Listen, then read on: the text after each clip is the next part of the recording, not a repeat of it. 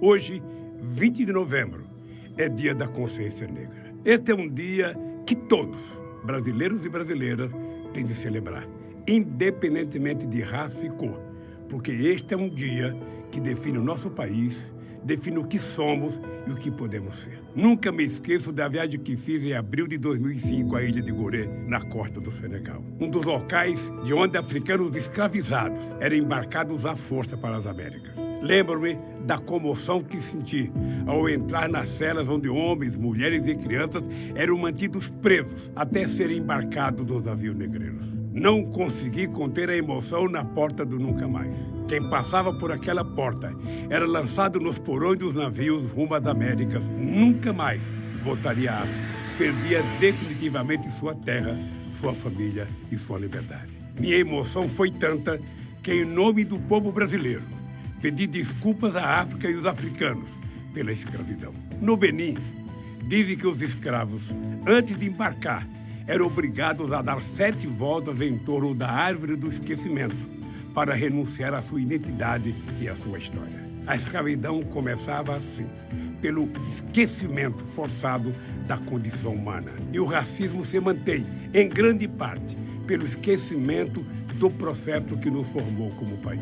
É por isso, minhas amigas e meus amigos, que este Dia Nacional da Consciência Negra é tão importante. Instituído na data da morte de Zumbi, herói da luta contra a opressão dos colonizadores em Palmares, este dia lembra o que não pode ser esquecido. A data de hoje recorda a terrível realidade da escravidão, mas lembra também o exemplo da luta gloriosa do povo negro por sua libertação. Rememora as noites angustiantes dos navios negreiros, mas lembra também o amanhecer corajoso de Zumbi Dandara em Palmares. Esse dia nos faz também lembrar que o fim da escravidão, longe de representar a libertação do povo negro, deu início a um longo processo de discriminação e exclusão que está na raiz das desigualdades sociais e raciais do Brasil de hoje. Mas esse dia lembra, sobretudo, a incrível resistência do povo negro contra a escravidão e o racismo. Ele homenageia os esquecidos heróis e heroínas da revolta dos malês, da revolta do Engenho de Santana, da revolta das Carrancas, do Quilombo do Ambrósio, do Quilombo do Jabaquara, da Conjuração Baiana, da revolta de Manuel Congo e de tantas outras revoltas que mostram que a escravidão não conseguiu aprisionar a alma guerreira dos negros e das negras do Brasil. Esse dia não deixa esquecer que em 1890, Rui Barbosa mandou queimar parte dos arquivos da escravidão brasileira, como se a destruição de documentos pudesse destruir a realidade histórica e apagar a vergonha da escravidão. Esse dia recorda que o Brasil foi construído também por mãos negras, escravizadas e pelo talento de muitos filhos de escravos. O país de Machado de Assis e Lima Barreto, de Maria Firmina, Luiz Gama, José do Patrocínio, João Cândido, Carolina de Jesus, Abdias do Nascimento, Conceição Evaristo, Gilberto Gil, Benedita da Silva, Martinho da Vila, todos descendentes de escravos. O país de intelectuais negros e negras que ajudaram na formação da inteligência nacional e na compreensão da sociedade brasileira. A exemplo de Milton Santos, Joaquim Nabuco, Lélia Gonzalez, Manuel Quirino, André Rebouças, Guerreiro Ramos, Beatriz Nascimento, Joel Rufino e Clóvis Moura. A negritude está em todos nós, independentemente da cor da nossa pele. Somos filhos da África. Existe uma grande e bela África no coração do Brasil. Durante mais de 3 séculos, cerca de 12 milhões e 500 mil pessoas foram arrancadas de suas raízes na África, escravizadas e deportadas para as Américas e o Caribe. Cerca de 1 milhão e 800 mil homens, mulheres e crianças morreram na travessia do Atlântico, feita em condições subhumanas. Em média, 14 cadáveres foram lançados ao mar todos os dias, ao longo de 350 anos. Essa é, portanto, uma história de dor e sofrimento. Uma tragédia como nunca se viu antes na história da humanidade. O Brasil foi o principal destino desse tráfico vergonhoso. Entraram nos portos brasileiros quase 5 milhões de escravos, entre 1550 e 1850.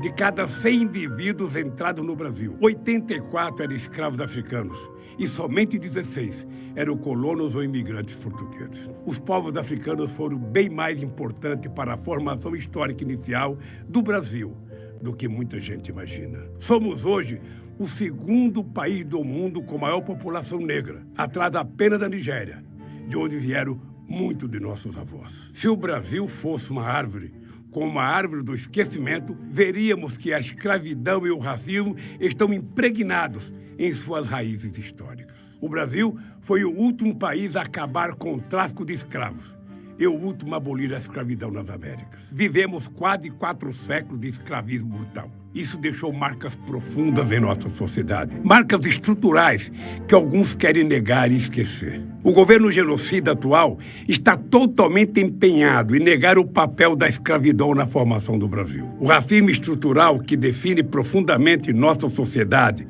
e, sobretudo, a luta da população negra contra sua opressão histórica. Temos um presidente que afirma que os quilombolas têm de ser pesados em arrobas, como gado, e que esses descendentes dos combatentes contra a escravidão não servem nem para procriar. Temos um governo que defende as velhas e falsas ideias de que a escravidão não foi tão ruim assim para os negros, de que os povos africanos foram responsáveis pela escravidão e que não há racismo no Brasil. Mais da metade da população brasileira é negra. Mas mesmo sendo maioria, negras e negros ainda se encontram nos patamares mais cruéis de desigualdade, pobreza e violência. No Brasil, a desigualdade e a pobreza têm cor.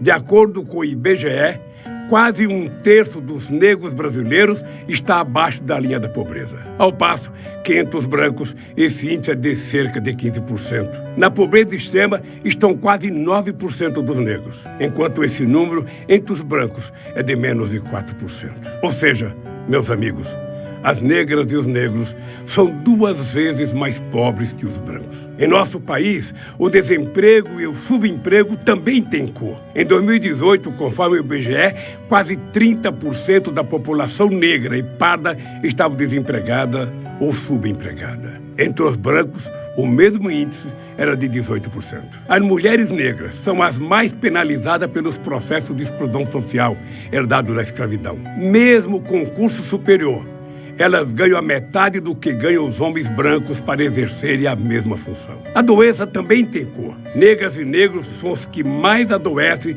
e os que menos têm acesso à saúde. Eles compõem o público mais exposto ao novo coronavírus, devido à sua condição de pobreza, de desemprego, de trabalho informal, de localização em vilas e favelas, sem saneamento básico. Em nosso país, a violência definitivamente tem cor. Ela se abate ferozmente, como o chicote do pelourinho na pele negra. Nos últimos 10 anos, mais de 650 mil pessoas negras foram assassinadas no Brasil. E os negros são quase 80% dos mortos pela polícia. No Brasil, os negros, principalmente os jovens, são vítimas de um genocídio. Um jovem negro corre 3 vezes mais risco de ser assassinado que um jovem branco.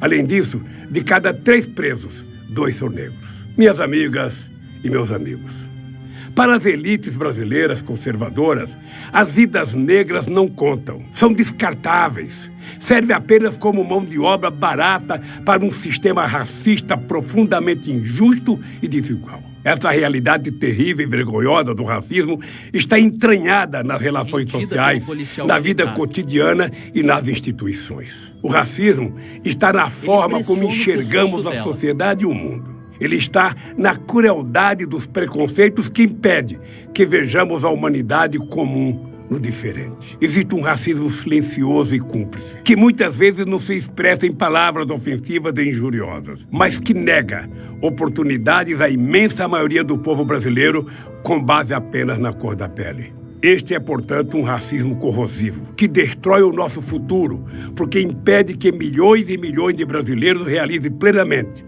as suas vocações e talentos. Por isso, O racismo desumaniza a todos nós. Por isso precisamos combatê-lo juntos. Esta é uma tarefa de todos e de todas que acreditam e lutam pela democracia e pela justiça social, e não somente dos negros e das negras. Minhas amigas e meus amigos, nos quase 2 anos de encarceramento injusto que passei, pude ler muito sobre a escravidão e o racismo no Brasil. Descobri que o racismo sempre foi uma prática das elites brancas brasileiras para subjugar as pessoas negras e manter a dominação econômica, social, política e racial. Entendi, com as lições do movimento negro, que as pessoas brancas têm uma grande responsabilidade no combate ao racismo, que existe privilégio por ser branco no Brasil e que mesmo a pessoa branca e pobre ainda consegue ser mais protegida do que aquela negra e pobre. Compreendi quão importantes foram as políticas de ações afirmativas e de igualdade racial implementadas no meu governo e no da presidenta Dilma, como a criação do Estatuto da Igualdade Racial, o reconhecimento das terras dos quilombolas e as cotas para o ensino superior e o funcionalismo público, que vem dando grandes oportunidades para que negras e negros do Brasil mostrem sua competência. Mas hoje tenho a certeza de que é necessário fazer muito mais. Se quisermos ter um futuro de justiça e democracia, precisamos combater e superar o racismo. Não basta não ser racistas, precisamos urgentemente ser antirracistas, sem igualdade étnica e racial. Assim como sem igualdade de gêneros, não há democracia de verdade, não há cidadania efetiva e não haverá desenvolvimento. Com racismo, não há sequer soberania. Um Brasil racista será sempre pobre, injusto, pequeno e frágil. Portanto, para se reconstruir e transformar o Brasil como desejamos, precisamos de uma democracia que se assuma antirracista. Em nome da vida de todas e de todos, precisamos superar o racismo. Esse Dia Nacional da Consciência Negra serve também para nos lembrar que os negros, na verdade, jamais foram subjugados pela escravidão. Que o povo negro não é o que a escravidão e o racismo fazem dele.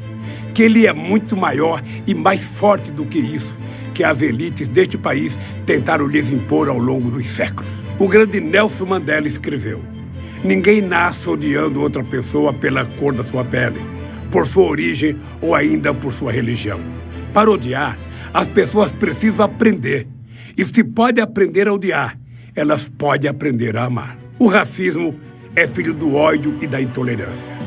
É também filho do medo ao diferente e do desejo de manter antigos privilégios. Ele vem de um mundo atrasado, triste e sombrio. Mas se, como disse Mandela, ensinarmos as pessoas a amar, construiremos todos juntos um novo mundo democrático, igualitário e bem mais feliz. Um mundo sem racismo e ódio. Um mundo com a coragem de Zumbi e Dandara, pois o ódio é covarde e o amor é valente. Um mundo luminoso de vida para o Brasil. Este mundo, minha gente, é possível. Ele não só é possível, este é o mundo necessário para que todos sejam livres, para que todos sejamos humanos. É o mundo de que todos, negros e brancos, precisamos para viver.